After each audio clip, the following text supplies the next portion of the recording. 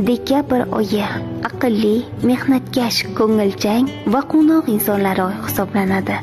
Bu insonlar odamlarning kamchiligini yashirib o'tirmaydilar. Aksincha, ular haqiqatni odamning yuziga shart aytib tashlaydilar. Bu insonlar hayotdagi muammolariga juda ham tez yechim topadilar va atrofdagilarning gapiga kamdan kam hollarda quloq tutadilar. Dekabr oyida tug'ilgan insonlar tinchlikni va osoyishtalikni xush ko'radilar. Bu insonlar bilan suhbatlashish odamga zavq bag'ishlaydi. Negaki ular past ohangda gapirib, odamga xotirjamlik ulashadilar.